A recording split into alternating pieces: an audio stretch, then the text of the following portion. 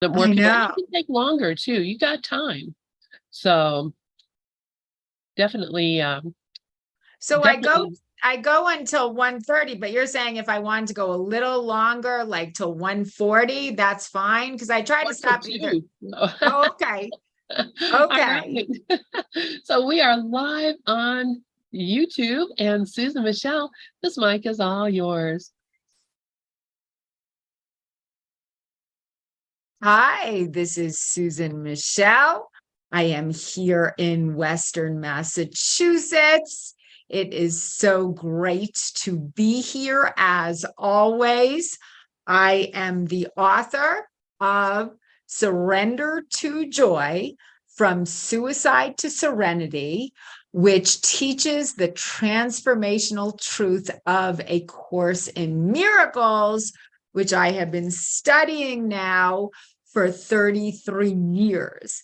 And I can honestly say, without a shadow of a doubt, that this book, A Course in Miracles, is my path to peace, love, joy, and happiness.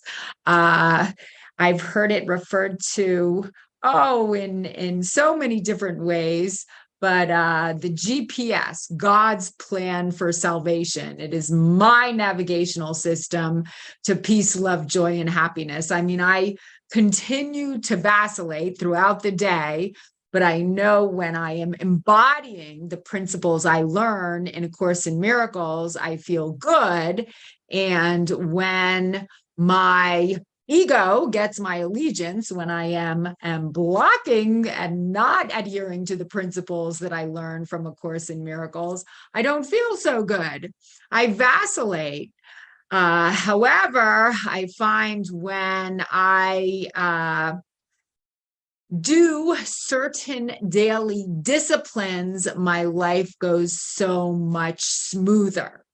And what I am doing now each morning is I am starting my days with the lesson of the day.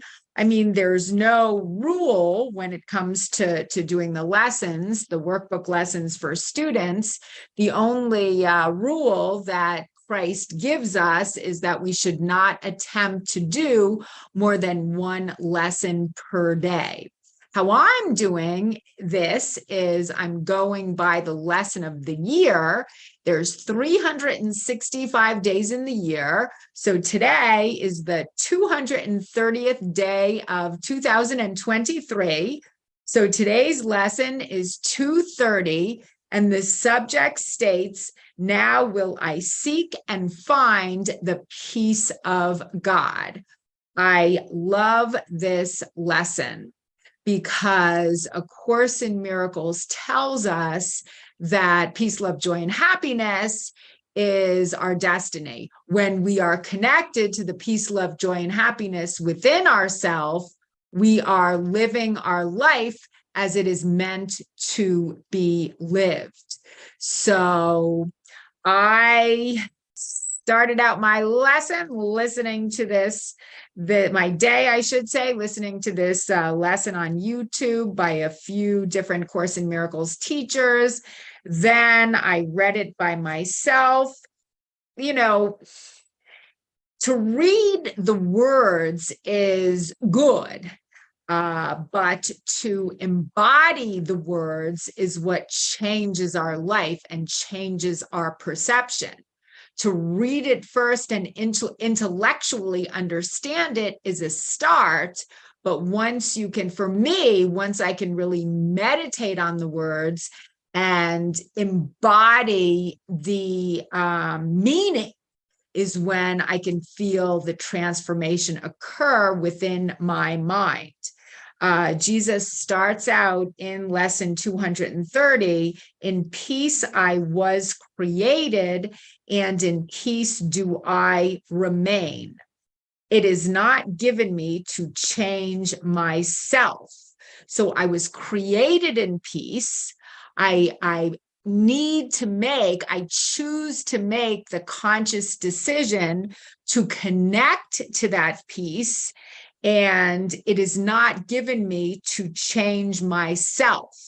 How merciful is God, my Father, that when he created me, he gave me peace forever. Now I ask but to be what I am, and can this be denied me when it is forever true? So, it's interesting how the Course in Miracles lessons are worded. It was scribed, as most Course in Miracles students know, by Helen Schuckman, who was a professor of medical psychology at Columbia University in New York City. And it's written very articulately, and sometimes, because of how it's worded, it's not easy to understand completely what Jesus Christ is saying to us. So I actually read A Course in Miracles over and over. And even if I don't understand it perfectly and precisely, as long as I connect to the deep meaning, it does its job on my mind, in my mind. I mean, the lesson today says we are entitled, we are worthy to the peace of God. And if we are not feeling the peace of God, something has gone wrong.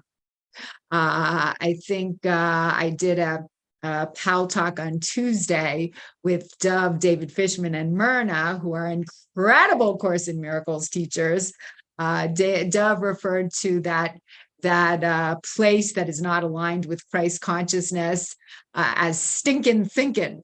Whenever we are not aligned with the power of love, we're blocking God's love. Something has gone wrong. So I'm supposed to be happy. I'm supposed to feel joy. I'm supposed to be able to hear God guiding me throughout the day. And I'm supposed to feel the peace of God, so at all times, if I choose to release stress and anxiety, if I choose to release any affiliation I have with my ego, I can do so. I can release that negative chit chat at any moment I choose to plug myself into my God socket. I guess I coined that phrase, right? It's up to me to keep myself plugged in to my God socket. So I will actually start with the introduction of my book today, because this paragraph was downloaded to me, about 6-7 years ago.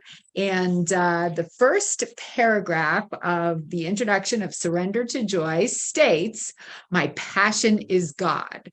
God is love and joy and beauty. He is all that is good in the world. Everything else is our own miscreation. When we are filled with joy, we are connected to God.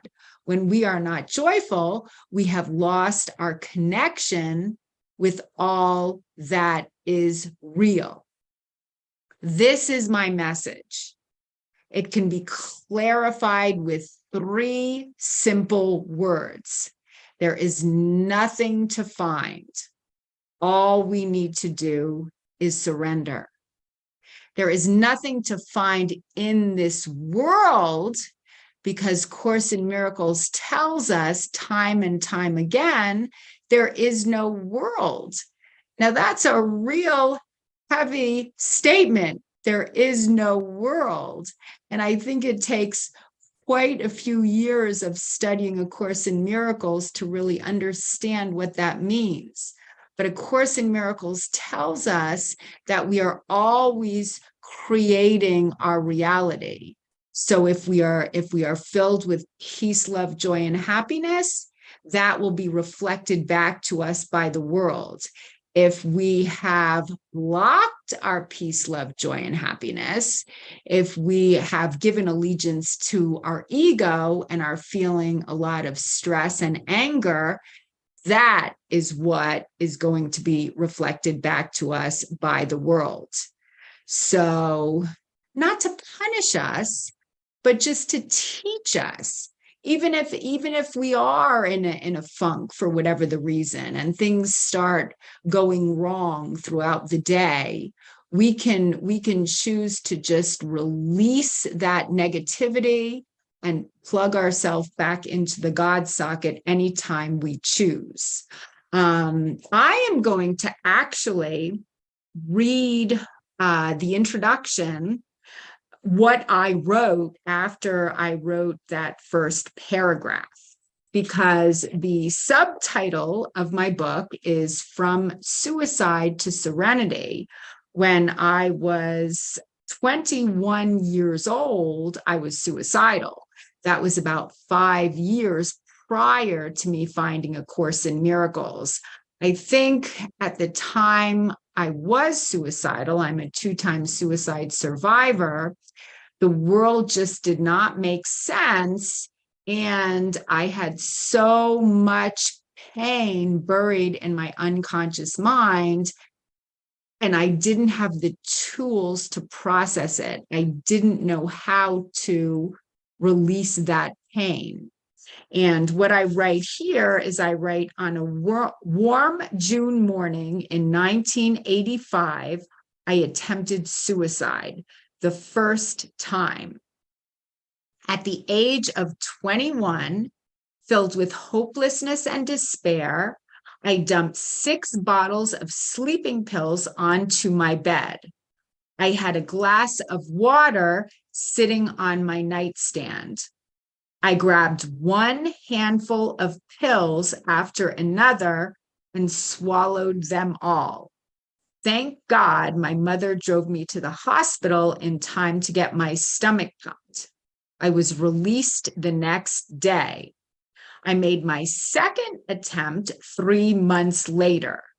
I repeated the same scenario, except this time my father drove me to the hospital, and this time I was committed to an institution. So that was completely crazy behavior.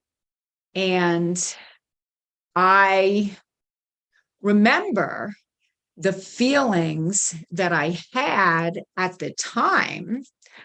I was not in my right mind. I just was not in my right mind.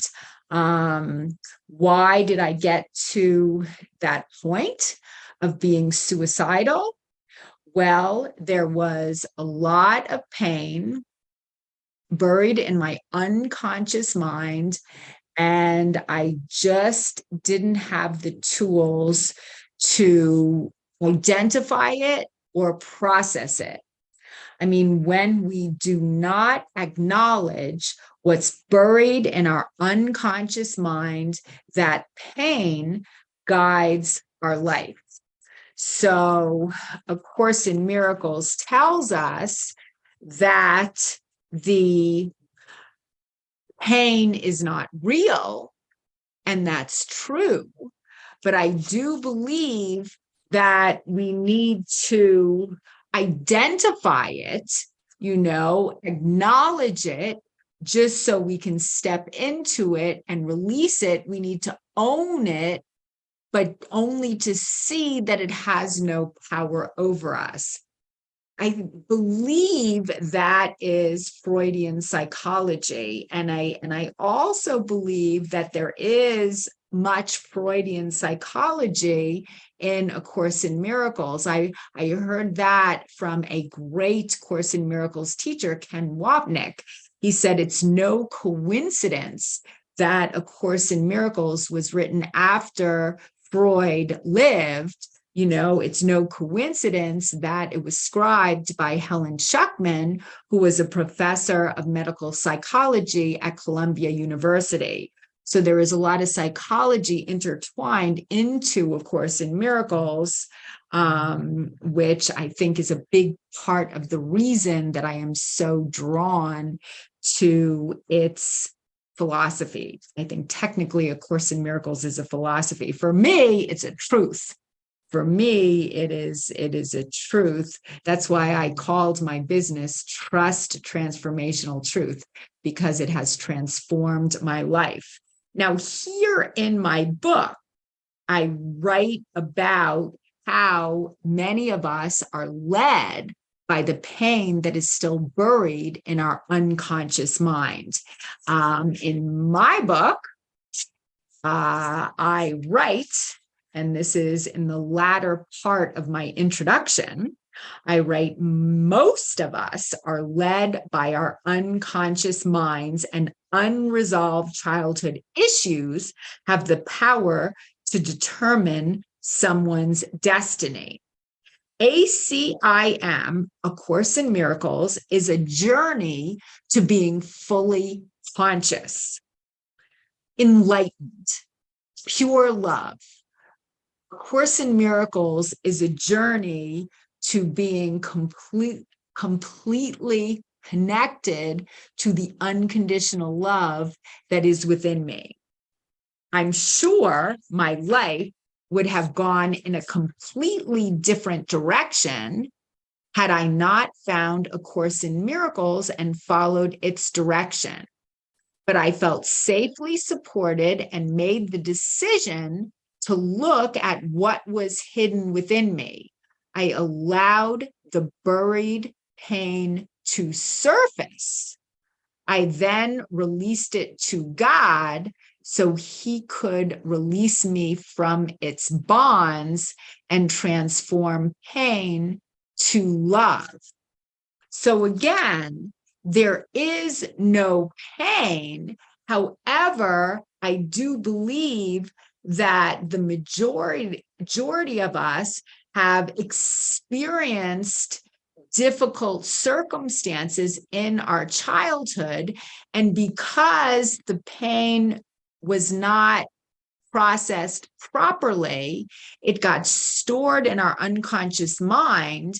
And in order to connect to that enlightened state of being, in order to connect to the joy on the other side, which is the truth about who and what we are, we need to allow that pain to surface, to reveal itself. Again, but only so it can release and transform. For me, two of my core pain points was abandonment and betrayal. Those were two core pain points that were passed down to me by my father. Whenever I did something that he disagreed with, he would emotionally abandon me. And, I don't mean to throw him under the bus in any way. I don't mean to blame him in any way. I actually believe that on a soul level, I chose my father because there were certain lessons that my soul needed to learn. And once we can grow beyond our pain, we actually set the stage for our life's purpose to reveal itself. That's what I believe. I believe that, I believe in reincarnation. A Course in Miracles neither believes or disbelieves in reincarnation, because the only time is now. So reincarnation in certain ways is irrelevant, right? But I do believe in reincarnation, and I believe that in this incarnation, I chose my parents, my father specifically, so he could project certain pain onto me, and that would set the stage, that would enable me to work through the pain points so I could find the joy and the clarity and the wisdom on the other side of them. That's how I think life works. I think by overcoming our pain, we find our purpose on the other side of that pain. And it's all good. It's all good. I have been working on forgiveness towards my father for as long as I can remember. And in many ways, I have forgiven him. I think there are some feelings buried in my unconscious mind that still get triggered in my life.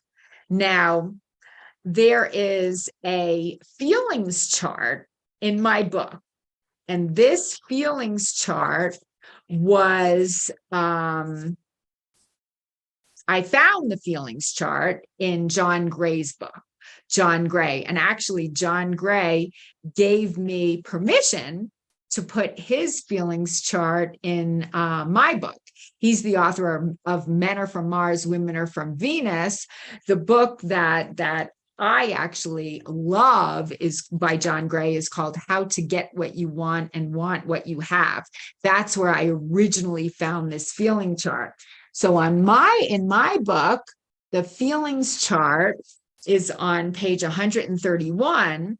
And the two core feelings that I have needed to process in this lifetime are abandonment and betrayal. And what John Gray says is to heal feelings of abandonment and betrayal, we need to allow ourselves to fully feel our sadness. And if we don't allow ourselves to fully feel the emotion of sadness, we get depressed. That has been a huge roadblock for me in this lifetime, depression. And the other healing emotion, the feeling of betrayal, can be healed by fully stepping into anger. And when we fully step into our anger, we can heal our feelings of betrayal. And if we don't allow ourselves to own our anger, then the block is blame. We end up blaming other people. We end up blaming outside circumstances. And when we start blaming other people or outside circumstances, we just end up going around in circles. We don't end up healing ourselves at all. But when we can fully step into the emotion of anger, that doesn't mean screaming at someone. That's not what it means at all. To fully feel the emotion of anger, it's to own the feeling. I mean, I've gone through phases where I have just been in my room and I've screamed and I've thrown things like pillows. usually it's pillows, but I have allowed myself to own that feeling of anger. It does not mean going off and projecting your anger at other people, because that's when fights occur. That's when life gets really, really difficult. That's not healthy at all.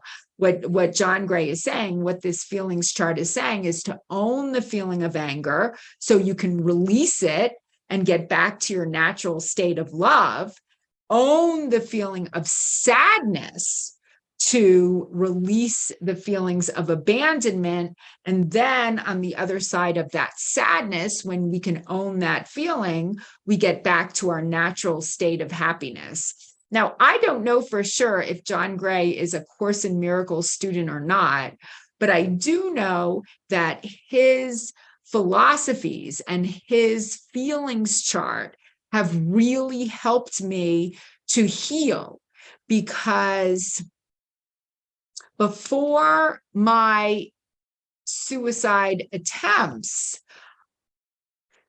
what happened in my family is that my parents did not accept feelings in me because they did not accept feelings within themselves.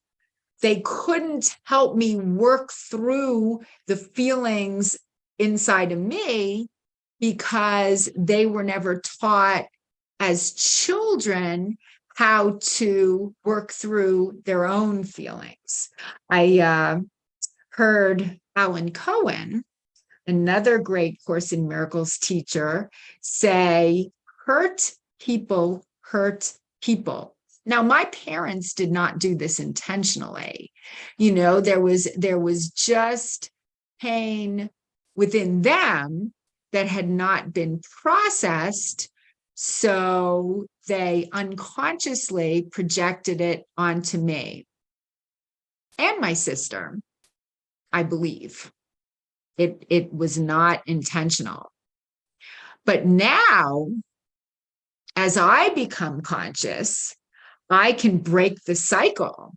I don't have any children. I wish I did. My sister has two beautiful children, but we both can break that cycle by becoming fully conscious and not projecting our unhealed wounds onto anyone else. So I am just a very strong believer in feeling feelings in order to heal them. I do believe you need to feel it in order to heal it. However, you need to become very careful of not projecting it, just feeling it, stepping into it, so we can release the darkness in our unconscious mind. Triggers in life are opportunities to heal. That is what I strongly believe. Everything in life is a lesson or a blessing. The blessings are fun. The lessons are opportunities to heal. Triggers are opportunities to heal. Triggers are showing us what is in our unconscious mind that has not yet been fully resolved. That's what triggers are. So it's very easy to spot a trigger by the feeling that it brings up in you. Because if it's not peaceful and pleasant, if it causes anxiety or stress in any way, it's a trigger. And some triggers are deeper than others. I mean, A Course in Miracles tells us any kind of fear at all means we're blocking God's love. So I write about triggers in my book, and what I say about triggers, which is in Sitting with Pain to Feel Our Joy. That is chapter 2 in my book. I write, a trigger is a current event or situation that sets off a memory or ignites a reaction to a past event or situation. It may feel as if it were occurring right now. So when something is happening in our life, we get a flashback to a similar situation that happened years ago.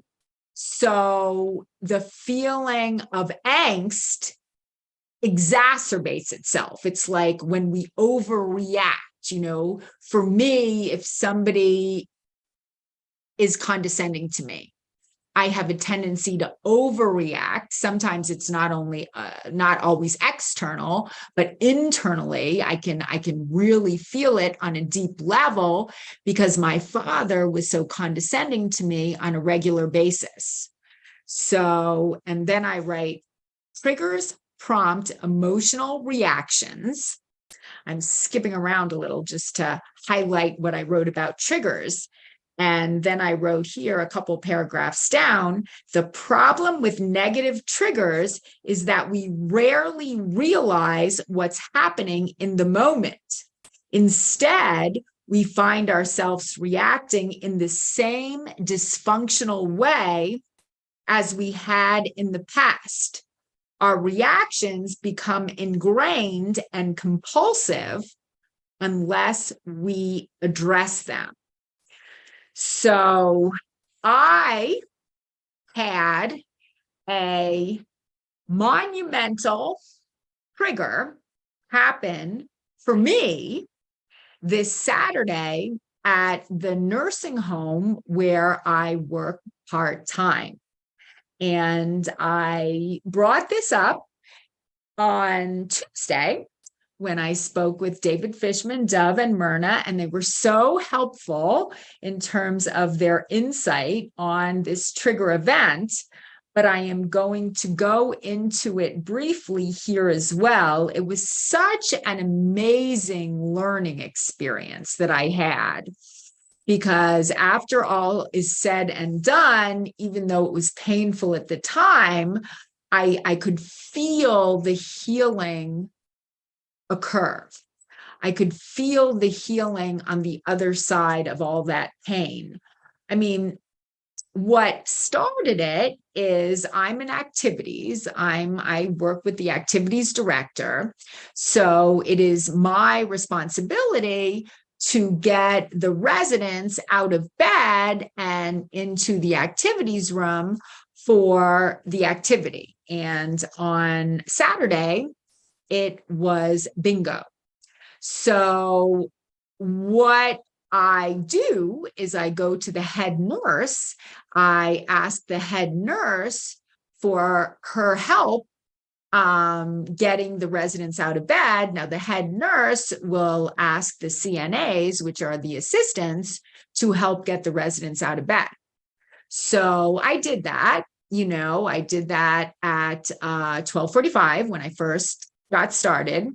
And then right before bingo at 1:30, I asked the head nurse again, and she told me to ask the CNAs myself, which was really not my responsibility.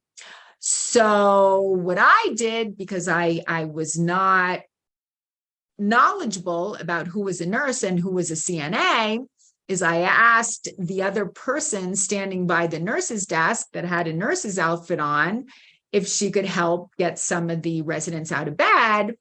She got very offended that I asked her, because she was not a CNA. She was not a nursing assistant. She was a nurse.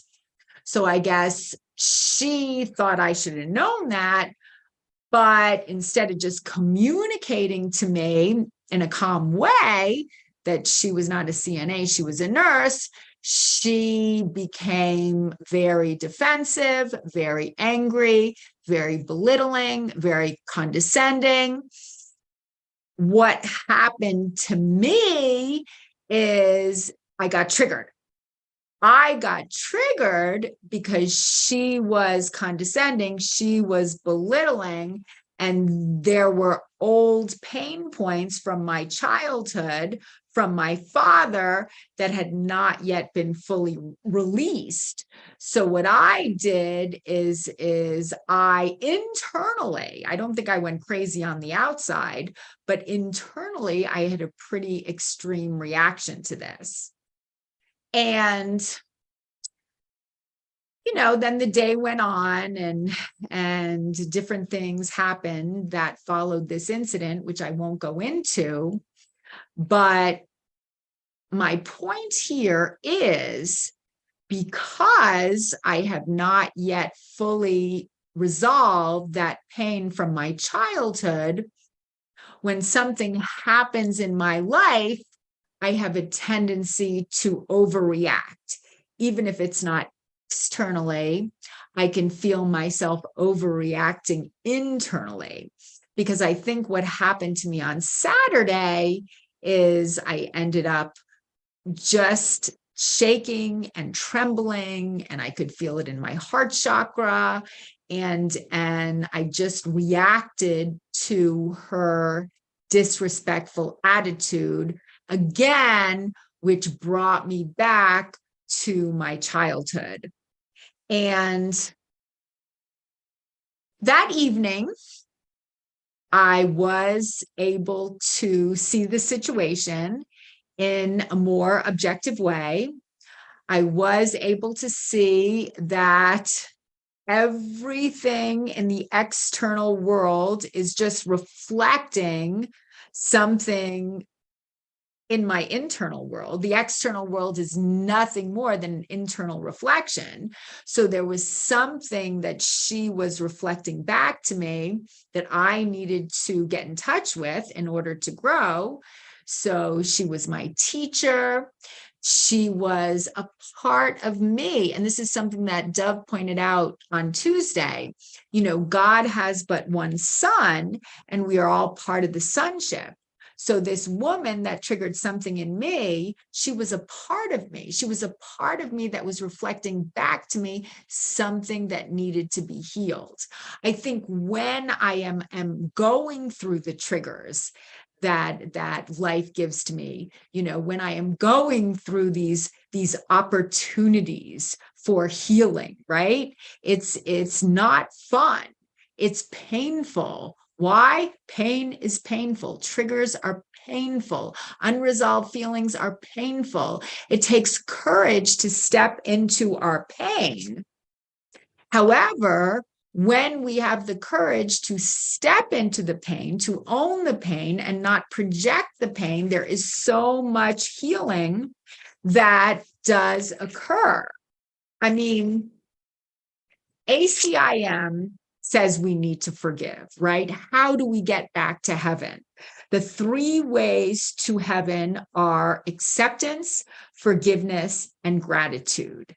So forgiveness is essential. Course in Miracles tells us that forgiveness is essential in this earthly classroom because we are still being run by the ego down here on earth.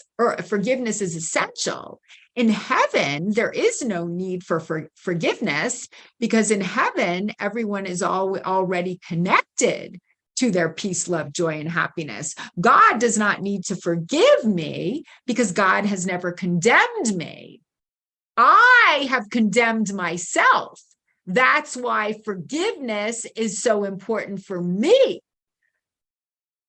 That's my way to get back into heaven. So I really need to forgive this nurse, not for her sake, but for my sake. Because when I forgive her, I'm just forgiving the part of myself that I have not yet fully forgiven. When I forgive her, I'm just forgiving that part of my father that I have not yet fully forgiven. So she is my teacher. She is reflecting back to me something that I really need to know in order to grow. And there is a Course in Miracles paragraph about darkness that I read pretty frequently because it is so therapeutic for me. It's in my book. It's in my book in chapter 1. Chapter 1 is entitled Depression Was My Darkness. And what I write is when something within us is not healed, we become a magnet for more situations and events that mirror our unresolved wounds back to us. That's what happened. That's what happened on Saturday. There was something within me that had not yet been fully healed. And this is what that nurse reflected back to me. This does not happen because God is trying to punish us. On the contrary, it is because God is providing us with opportunities to heal. A Course in Miracles states, now this is the paragraph from A Course in Miracles that I read time and time again. The escape from darkness involves 2 stages. First, the recognition that darkness cannot hide. This step usually entails fear. Second, the recognition that there is nothing you want to hide, even if you could. This step brings escape from fear.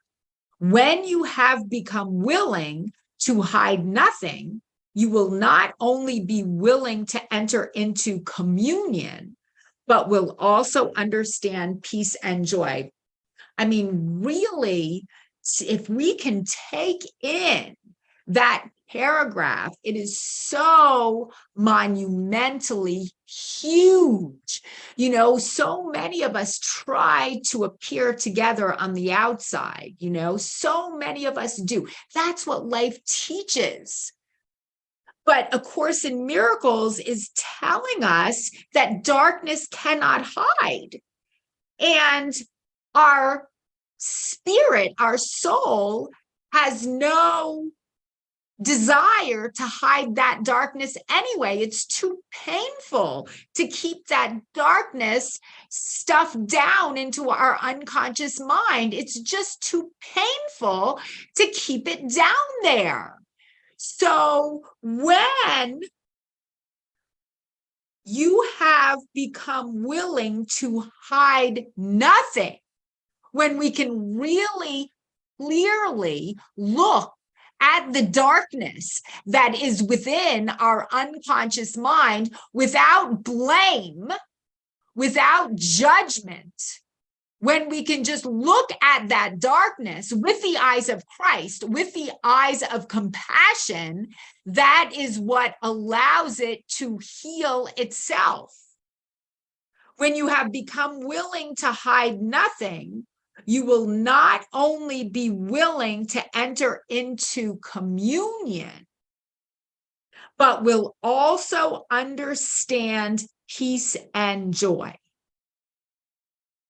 And to understand peace and joy does not even mean intellectually.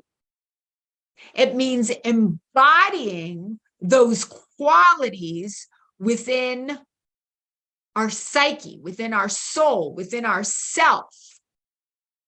When you have become willing to hide nothing,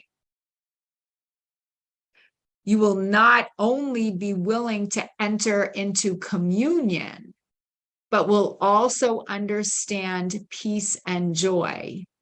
There is so much joy on the other side of our darkness. And part of what's happening, not even part, everything that's happening down in this earthly classroom is our inner pain points are being revealed so we can release them and get to the other side of them and make ourselves home to heaven. You know, we are all in a process of enlightenment. We are all going to find our way home. We need each other to find our way home to heaven. We cannot do it alone. You know, sometimes we have these holy relationships with our brothers where we can feel their love and we can extend our love. You know, other times we have more special relationships, A Course in Miracles calls it, with other people. And what the special relationships do is they end up triggering wounds that need to be healed in order to get back home to heaven. But we all need our brothers to reach that state of enlightenment that we all crave so deeply. And I believe right now, at this point in this lifetime, I am going through a phase of healing. I mean, I guess healing never stops, but lately I think it's just kind of intensified itself. I know in my morning meditation this morning, after doing my Course in Miracles lesson, I went into my 30-minute meditation, and I could feel pain on my heart chakra. I could feel pain in my heart chakra, and I didn't like it, because I like when I really feel light in my meditation. I like when I feel peaceful and joyful. I like that feeling. But this morning, for some reason, I felt a lot of pain in my heart chakra. And then I went on Google to read more about what the heart chakra symbolized. The heart chakra is the fourth chakra, and it says it serves as our center of love for oneself and others, compassion, empathy, and forgiveness. So I believe that I felt that pain so sharply in my heart chakra this morning, or that angst or that stress, because it was in the process of releasing itself. Another teacher that I am not sure if he is Course in Miracles or not, but I do know he is definitely a guru to me after reading a couple of his books and listening to many of his YouTube videos or podcasts. I've learned so much from him. His name is Michael Singer, and I quote him in my book. His book here that I have is The Untethered Soul, and he writes about how essential it is to release our darkness, release our pain, to get to the other side of it and connect to the joy that we were all born to live. He writes here, if you want to be free, you must first accept that there is pain in your heart. You have stored it there, and you've done everything you can think of to keep it there, deep inside, so that you never have to feel it, right? That's what I think. That's what I think we all do. We have pain. I call it the unconscious mind. He's saying here it's in your heart. It doesn't matter where it is, but it's in there, and most of us try to keep it there. There is also tremendous joy, beauty, love, and peace within you, but they are on the other side of the pain. On the other side of the pain is ecstasy. On the other side is freedom. Your true greatness hides on the other side of that layer of pain. You must be willing to accept pain in order to pass through to the other side. Just accept that it is in there and that you are going to feel it. Accept that if you relax, it will have its moment before your awareness, and then it will pass. It always does. That's what I was not able to do as a child. That's what led to my suicide attempts 38 years ago, that I did not have the courage or the tools to allow the pain to pass through me. Every time the pain tried to come up, I just kept pushing it down.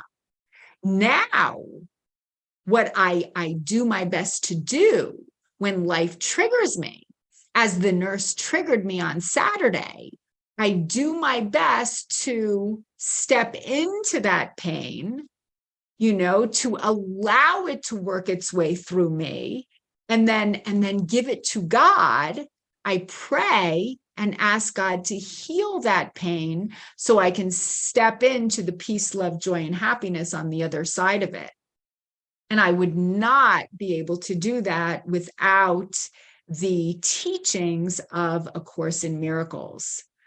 I mean, A Course in Miracles starts out in the introduction by saying, nothing real can be threatened, nothing unreal exists. Herein lies the peace of God. And what that means is the only thing that's real is the love. The only thing that's real is the love. So when I am thinking in alignment with love and compassion and joy, I am in my right mind. And for me, this life has been a process of identifying and recognizing the blocks to love that I need to release to stay fully connected to God on a consistent basis, to stay plugged into my God socket as often as possible. So my book goes into, it's not a long book, it's about 200 pages. Took me a long time to write though. Surrender to Joy, From Suicide to Serenity. It's available on Amazon by the author, me, Susan Michel. My website is surrendertojoy.net, www.surrendertojoy.net. You can learn more about me, but I have been talking here on Pal Talk for, gosh, I think about 10 years at least. And I greatly, greatly enjoy my time here. So thank you so much for being here with me today. I love you all. And I will now return the microphone to Lynn. Thank you so much. Thank you so much, Susan Michelle. And I look forward to seeing you on Monday with your pals. It's going to be a lot of fun. So have a great weekend.